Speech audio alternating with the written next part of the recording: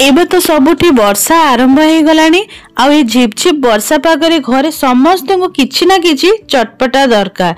तेबे चलंतु आउ डेरी न करी सेमानकर डिमांड को आमे पूरा कर दबा। तो आज मु आपण मानक पई मार्केट स्टाइल चटपटा मीठा मका चाट बा स्वीट कॉर्न चाट रेसिपी नै कि आस। एमिति तो एटा 10 मिनिट रे बनी जाउथबो। ता संगे खाइबा को अति स्वादिया लागिबो आ टेस्ट में बिल्कुल चटपटा लागिबो।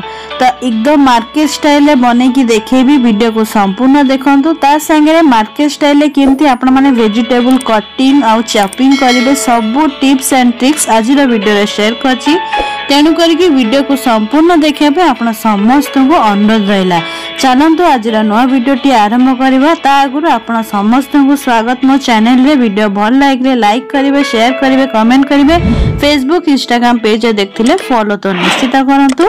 चैनल ले नुआ करिथिबे प्लीज चैनल को सब्सक्राइब करंतु। पाखरे थिबा बेल बटन को भी प्रेस करंतु। चटपटा मीठा मका चाट बा स्वीट कॉर्न चाट बनेबा पयगा प्रथमे एठी मो स्वीट कॉर्न नै जाईछि। स्वीट कॉर्न एठी 200 ग्राम नैछि। आपण मान को केति के बनेबार अछि निज हिसाब रे क्वांटिटी को आपण माने कम अधिका करि पारंती। स्वीट कॉर्न को मो 2 रे 3 मिनिट पयगा गरम पानी रे बॉईल कर नेथि। तापर ता गोटे स्ट्रेनर रे छाणी नैछि जोते कि तार एक्स्ट्रा पानी गुडा को बाहरी जिवो। तो एठी मो किछि वेजिटेबल्स नैछि जोते कि मो 2 प्रकार कैप्सिकम येलो आ ग्रीन नैछि। आपण मानक पाखरे केवल ग्रीन थिबो तो सेथिरे भी आपण माने कॉर्न चाट बनै परिबे। ता संगे मीडियम साइज रा गाजर को मु धोई किरी तार चोपा छडे नेछि। गोटे मीडियम साइज रा टमाटर गोटे बड़ साइज रा पियाज फाळे लेंबू किछि कंचा लंका किछि बीन्स को मु धोई किरी रेडी कर नेछि। तो परिवार क्वांटिटी आपण मानक जेति के बनेबार अछि से हिसाब रे क्वांटिटी को कम अधिका करिवे। एबे चलंतु मार्केट स्टाइल कॉर्न चाट बनेबा पयगा आपण मानक market style vegetable chopping cutting करके देखौछि।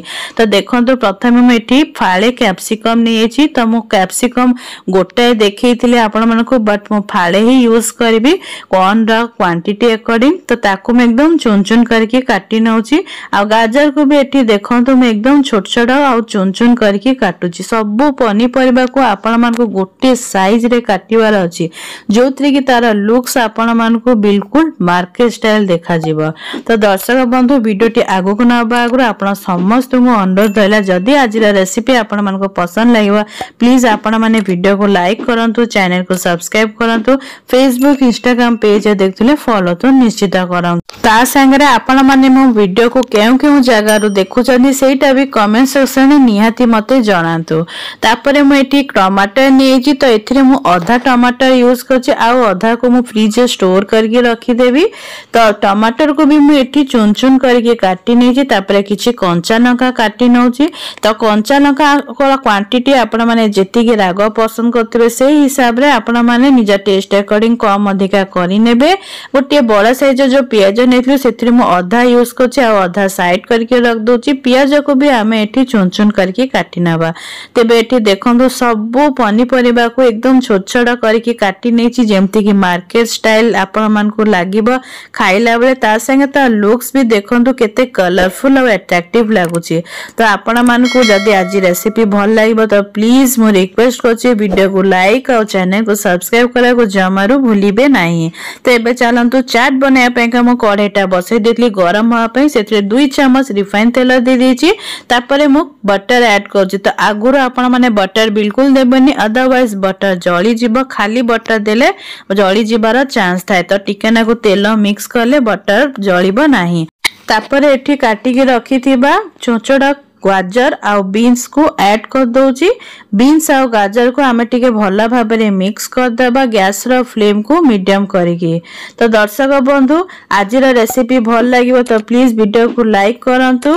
फेसबुक इंस्टाग्राम पेज देखथिले फॉलो तो निश्चित करंतु। ताकू टिके 2 मिनिट पयका भाजी नेला परे मो काटी के रखी थिबा कैप्सिकम 2 प्रकार रा येलो आ ग्रीन कैप्सिकम ता संगे पियाज आ कंचा लंका को भी ऐड कर दोछि।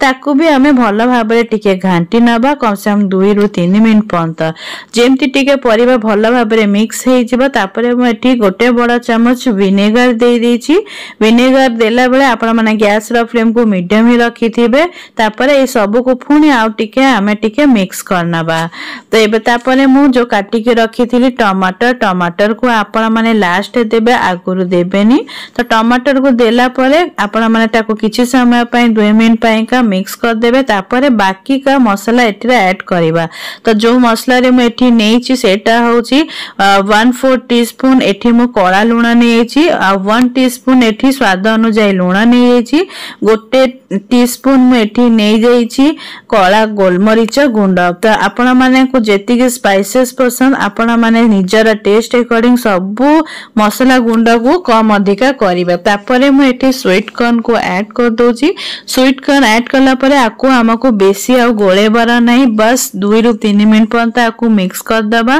गैस रो फ्लेम को मीडियम करेगी लास्ट रे एठी मु डार्क सोया सॉस गोटे बड़ा चम्मच ऐड कर दोछि ताको भी टिके भला भाबरे एपट सपड़ा करके मिक्स कर दबा मो पाखरे बेसी धनिया पत्र नथला सेट पे मु एठी धनिया पत्र ऐड करनी जदि आपण मानक पाखरे थिबो ते बेस्ट हे जे टिके धनिया पत्र को आपण माने चॉप करके ऐड कर देबे एबे सब मसाला आ टेस्ट को बैलेंस करा पे आधा छोटा चम्मच चीनी देछि जोटा कि टोटल ऑप्शनल अछि बट डेले बहुत बढ़िया गोटे स्वीटनेस आसी थाए एबे स्पाइसेस टिके लागिया पे का कलरफुल लागिया पे का गोटे छोटा चम्मच म रेड चिली पाउडर देछि जोटा कि बहुत बढ़िया कलर आम थाए बिल्कुल मार्केट स्टाइल आपण मन को या टेस्ट लागिबा आपण माने थरे बनांतु देखिबा आपण माने आ स्वाद बिल्कुल भूली परिबेनी ता संगे आपण माने मार्केट को किनी के खाइबा भूली जिवे एबे हमर स्वीट कॉर्न रेडी हे गेला गैस रा फ्लेम को बंद करला परे मो आधा लेंबू को चिपुड़ी देछि तो लेंबू आपण माने निहाती निजर टेस्ट हिसाब रे चटपटा जेति की पसंद करथिबे सेति की ही देबे